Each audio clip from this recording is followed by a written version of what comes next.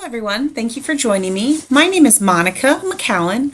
I work with the Coldwater Board of Public Utilities in the Key Accounts and Energy Waste Reduction Department. Today we're going to be reading from the Wonderful World of Oz, and we are going to be starting on Chapter 19.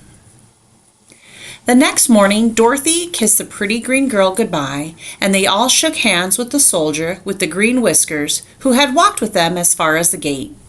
When the guardian of the gate saw them again, he wondered greatly that they could leave the beautiful city to get into new trouble, but at once unlocked their spectacles, which he put back into the green box, and gave them many good wishes to carry with them.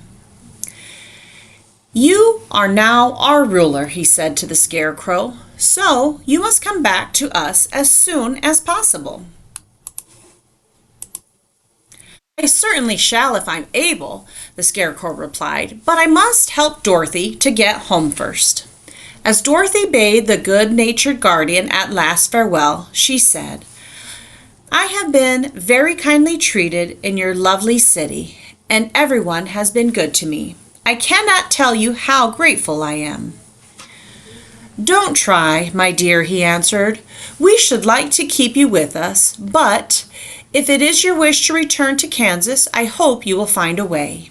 He then opened the gate of the outer wall, and they walked forth and started upon their journey.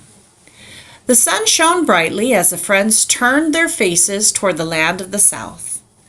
They were all in the best of spirits and laughed and chatted together. Dorothy was once more filled with the hope of getting home, and the Scarecrow and the Tin Woodman were glad to be of use to her. As for the lion, he sniffed the fresh air with delight and whisked his tail from side to side in pure joy at being in the country again, while Toto ran around them and chased the moths and butterflies, barking merrily all the time. "City life does not agree with me at all," remarked the lion as they walked along at a brisk pace. "I have lost much flesh since I lived there, and now I am anxious for a chance to show other beasts how courageous I have grown." They now turned and looked at last at the Emerald City. All they could see was a mass of towers and steeples behind the green walls, and high above everything the spires and dome of the Palace of Oz. "Oz was not such a bad wizard after all," said the Tin Woodman as he felt his heart rattling around in his breast. "He knew how to give me brains, and very good brains too," said the Scarecrow. "If Oz had taken a dose of the same courage he gave me," added the lion, "he would have been a brave man." Dorothy said nothing. Oz had kept his promise he made her, but he had done his best, so she forgave him. As he said, he was a good man, even if he was a bad wizard. The first day's journey was through the green fields and bright flowers that stretched about the Emerald City on every side. They slept that night on the grass with nothing but the stars over them, and they rested very well indeed. In the morning, they traveled until they came to a thick wood. There was no way of going around it, for it seemed to extend to the right and to the left as far as they could see. And besides, they did not dare change the direction of their journey for fear of getting lost. So they looked for the place where it would be easiest to get into the forest. The Scarecrow, who was in the lead, finally discovered a big tree with such wide-spreading branches that there was room for the party to pass underneath. So he walked forward to the tree, but just as he came under the first branch that bent down and twined around him, and the next minute he was raised from the ground and flung headlong among his fellow travelers. This did not hurt the Scarecrow, but it surprised him, and he looked rather dizzy when Dorothy picked him up. "Here's another space between the trees," cried the lion. "Let me try first," said the Scarecrow, "for it doesn't hurt me to get thrown about." He walked up to another tree.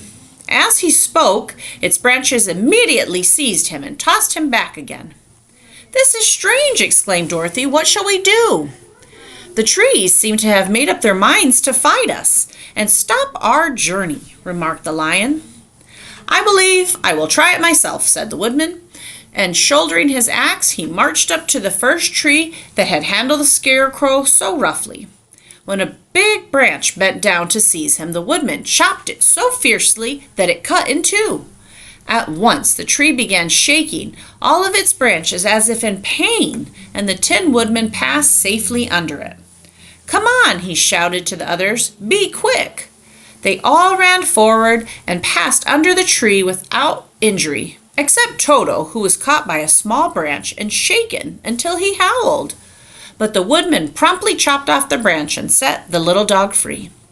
The other trees of the forest did nothing to keep them back, so they made up their minds that the only first row of trees could bend down their branches, and that probably these were the policemen of the forest and had given this wonderful power in order to keep strangers out of it.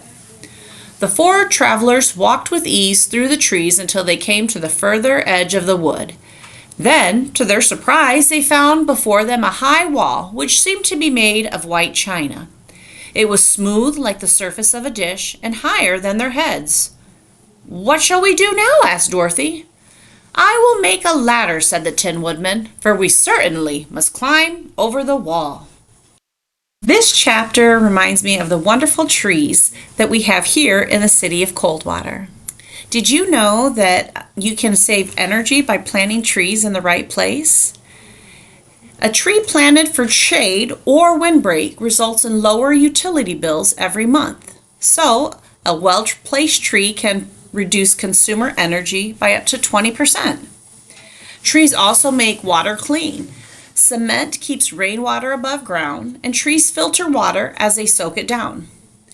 Trees prevent stormwater runoff and the transport of chemicals into streams and drinking water. Trees also can make fresh air. One tree can absorb up to 48 pounds of carbon dioxide every year.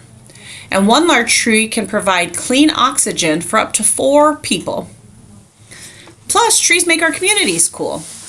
An urban tree canopy can reduce city temperatures by 10 degrees. And when summers bring out that hot sun, trees bring in a cool shade. Plus, trees make people happy.